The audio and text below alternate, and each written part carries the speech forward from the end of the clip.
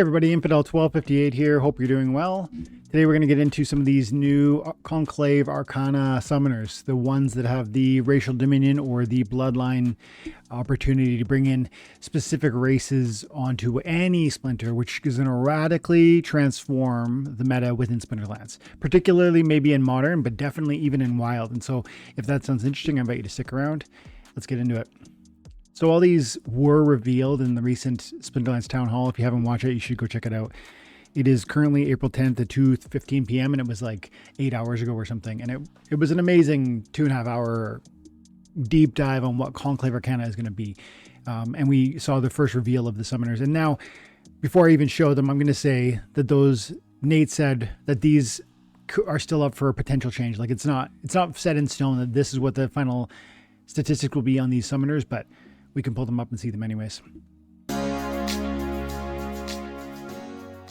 First up is Bella Rata Galski.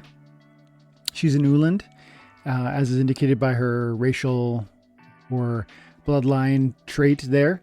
And this ability points us to the fact that other Ulands that you play with this summoner, or Archon as we're now calling them, will entitle them to a certain bonus. What bonus?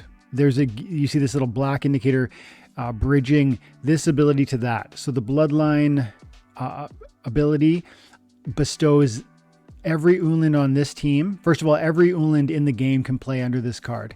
If it's a modern Uland, it can play in modern. If it's a wild Uland, which I don't think there were any old wild Ulands, they would be playable in the wild format. So this can call other splinters to the table. Even though it's white, it's a life Archon, it can draw from any splinter if it shares that racial trait. And so it can call all Ulands, and when it does, every Uland that's on its team will be blessed with shield because of this summoner and this synergy. And so it's got deflect, which is very interesting. No more thorns, no more, blast damage, susceptibility from Bella Rata Jawski, but also bridging all the Ulands with the shield. Shout out to Peak Monster that has modified their search engine. So now you can type in not just a card name or an ability or an ID, but you can actually type in Uland, which is the racial background, and it will produce all of the availables. And so I'm looking at regular foil only. I'm looking at every card, and these are the only two right now, but we know Conclave Arcana will bring others. And so you know that Uland's Overseer, which has the flank ability and has a huge crazy hit point pool, 27 at the highest levels, is going to have shield now. This card was already a beast in terms of its sustainability before that addition, right? Shield is a really welcome addition to this Overseer, and I would argue that the price point on this should go up if it hasn't already. And we can see on the last 4-week average is 32% increase. And if I do a bit more of a deep dive, it was selling 21 days ago. It did a real spike. I wonder if that was when they first talked about Ulands. I bet it was. I don't know that for sure. Actually, I do know that for sure because today was the town hall and they did the last town hall 3 weeks ago. So when people heard that Ulands were going to get a buff, Uland and Overseer went out and people went out and bought it. And as you can see, as I'm recording it, there's an uptick in the last, 48 hours or something like that, or last couple days anyways. And so that's probably this next wave is probably more some of you testers out there. I didn't get to test the game, but the Carne Asada, I didn't get to test it, but some of you did, and you've seen what the Uland is able to do, probably in conjunction with this Bella Rata Jawski. And so much to say, but I want to move on to the next summoner. I do want to say here though, this is exciting. The way that it synergizes, the way that it creates new pathways for interpreting how you engage with the game. The battle is not just my Archon and then my 5 or 6 monsters. It's now also multi-splinter synergies. How do these abilities fit together in ways that they never would have? And that transforms so much about the meta. So I'm very excited about that, and reinvigorating some cards that you might have otherwise not considered. It's like a card can go from a B to an S tier because of another synergy that you bring together that never would have existed, or even across splinters or elements, synergies that were never possible before. So this is very cool, very exciting. And I would think this is a massive, massive improvement to that one Uland. And if we back out and we just go regulator, yeah, Of course, shield would be helpful. Shield's going to be helpful on any monster. I think the buff from the Archon is less relevant to the Regulator than it is to the Overseer. I'm excited to see what the next Ulans are. Let's carry on with the next Archon. Okay, Razi Clank Trap. And this is a gnome. And so all gnomes will have that same buff. I actually don't think there are any gnomes before now. We'll check that in a minute. Everybody's going to have close range. Not the first time we've seen that, because there is that Earth Summoner that enables that. This is a Death Splinter card, but there's an Earth Summoner that allows that. 4 mana for that, okay. And then the Bloodline ability is Painforge. And so that one is going to enable +1 power when damaged by poisoned or burning or hit by an ally. And we know that because of Reckless, there is another way. It's not just by poison or burning. It's also by, Reckless causing damage to a unit. Okay, so Razi Clank Trap. Bringing in all gnomes. Artwork looks great, by the way. Close range, I would say, is not nearly as relevant, in my opinion, as the prior Ulan Summoner, and how that deflect, I would say, is a far more valuable contribution or ability than close range. Generally speaking, even in the rule set where you're only allowed to use archers, I would argue there's enough close range monsters nowadays, so I think this ability is less relevant, but this is pretty powerful.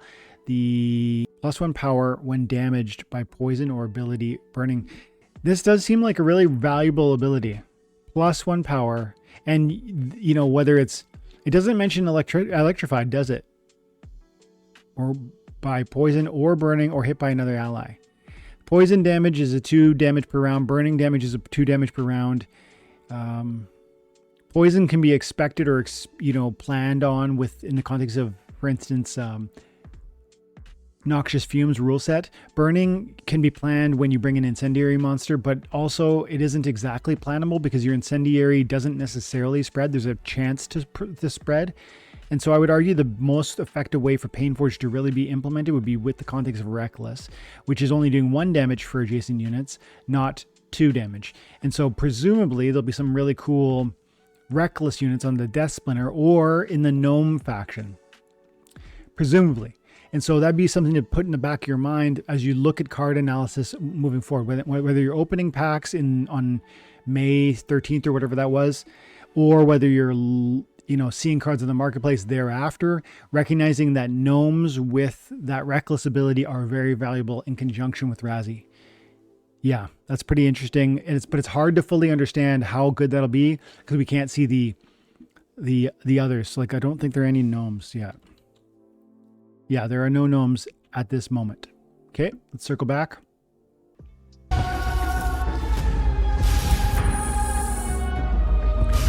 These are the new promo cards that look exceptional. I don't want to talk about them right now, but they look awesome. And this is the new animation. This is an animation the team threw together last minute just to really feature some of these new foil cards. But here we go. Here's Faith Bladestone, the dwarf. And so again, bringing all dwarves from any splinter. We've seen this before with the +1 armor, and then for dwarves, enabling that armor to become a void armor, which is super synergistic and beautiful. I think this is more synergistic than the other two. The close with the Death Splinter Summoner bringing close range, and then and then the Pain. I keep forgetting the name of it. The Painforge. I feel like the Death Splinter Summoner had less synergy across those two abilities. But Painforge sounds awesome, so I think it's going to be a strong summoner.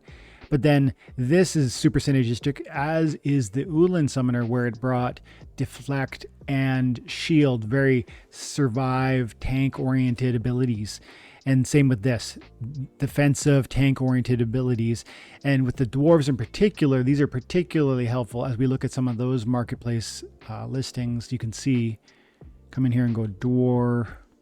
So the Exploding Dwarf, I talked about this before. This is an amazing card. You'll only be able to play it in the wild format, but it's an awesome card. If you don't have it, you should, because it's that good, especially with survival requiring, or let's see, at least enabling the use of wild cards. So the Exploding Dwarf's a beast. It does 6 damage output, trample, retaliate, piercing, blast, and it only has 1 hit point. But now with this new summoner, which in my opinion, this is the first of the 3 that I feel like is must have.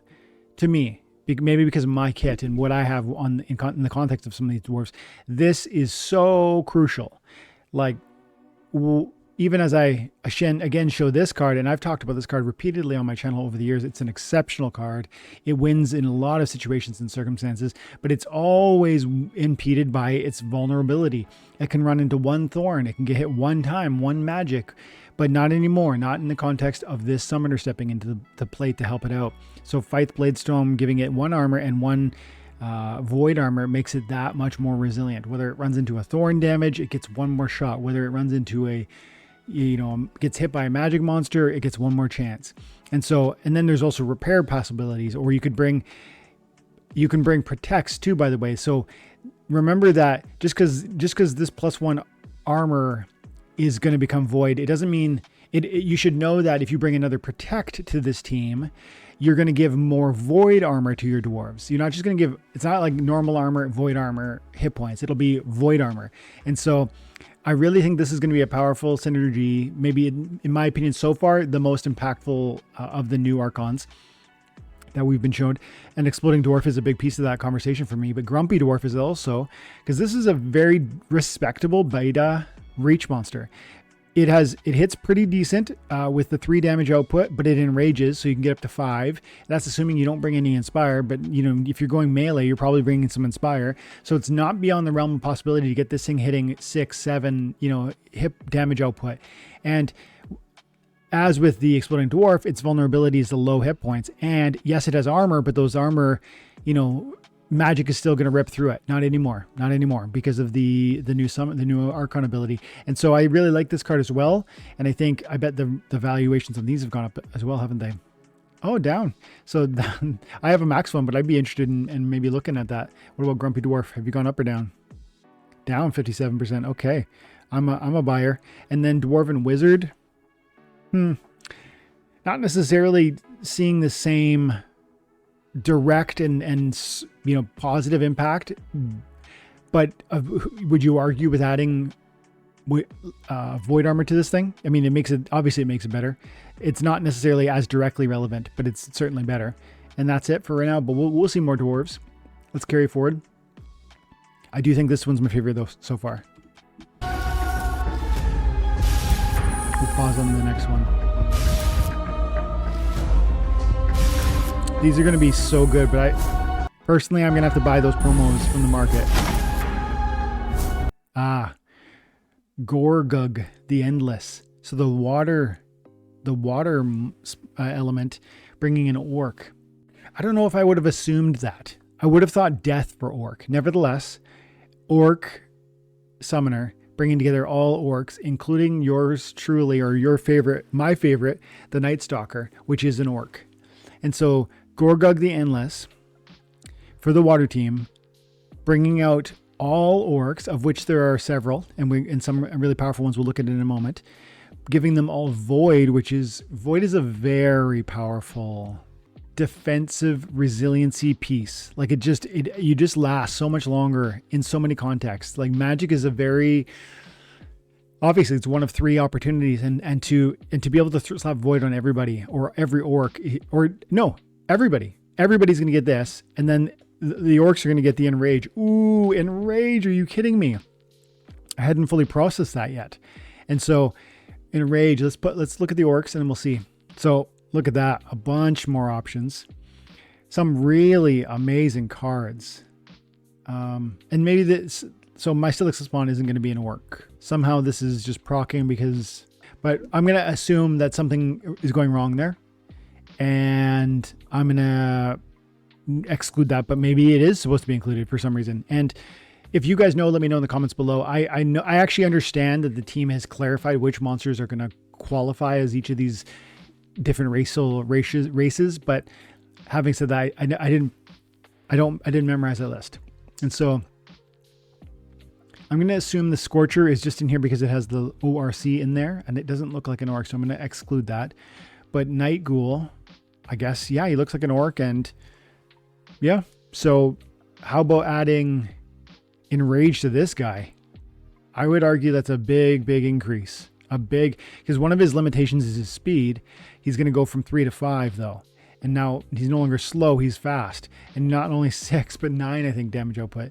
That is crazy. That is really, really crazy. Night Ghoul, to me, is a strong card, and that is one I haven't ever maxed out, but I now am more interested in doing so. Orc Sergeant is a card from Untamed that I did max out back in the day, and I think is a very strong contributor, you know, in that context, to bring you an Inspire, which synergizes really well with Enrage. And so, yeah, I'm going to say that's probably gone up, hasn't it? It's gone up 6%. Very affordable at 3 cents per BCX. Chaos Orc, strong card that I enjoy playing, especially in where you can utilize flank, and you know, because I don't like necessarily being in the front line, but I picture this thing with Enrage, Pierce, and Trample. How great is that? The Archimus Bear can't be a orc. See, something's up, but I'm gonna keep going. Dumok is obviously an orc. The Enrage to me feels less relevant over here, but I would argue in the rule set where everyone gets the same number of hit points, this card is an absolute beast, and that card just got even more better now because of that.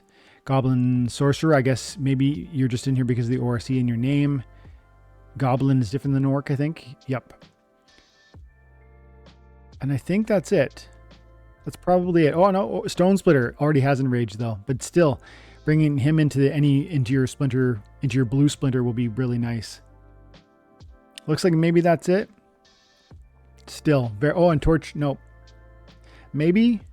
I know it's in here because of ORC, but doesn't that, no, it's probably an elf. Could be an orc. I don't know. But that would be really cool with Enrage. Doesn't have it already. So some amazing new synergies, and let's try and get that last one. I can hear my kids coming here, but let's see if we could move quickly. The elf. So the elf with the -1. This was like not a very relevant nerf with Bortus from the blue team back in Untamed, I believe. But it's not, you know, it's not negative. Execute, though, is a huge benefit. And so I would argue that while this might be underwhelming, this is really powerful. And so to bring in all elves and give them execute is really, really cool. And I would argue this probably is, if not number 1, it's number 2 for me. And probably is number 2 just because I have Night Stalker on the orc one. So for me, it goes like this. I'm not here's my 1, 2, 3 in terms of the summoners. These archons. I'm gonna go.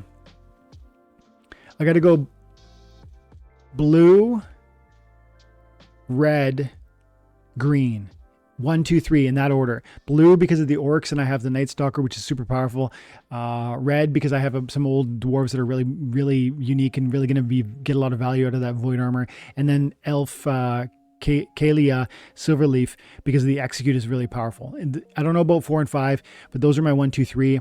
I'm going to quickly just go to the marketplace and look up the elves and see what we see there too. We got the wood elf. Yep. Elven Cutthroat. How about that one? With an execute, or Elven Defender. I don't know if any of these really resonate with me in terms of like, wow, I gotta get it, except for maybe the Cutthroat, but clearly this one's gonna be good too. I think these are gonna be amazing new summoners, amazing new archons, and I think this is an exciting next phase for Splinterlands. So I'm pumped about Conclave Arcana. I imagine you are too. If you are or you're not, let me know in the comments below. I'm gonna leave it there. Have an amazing day. God bless.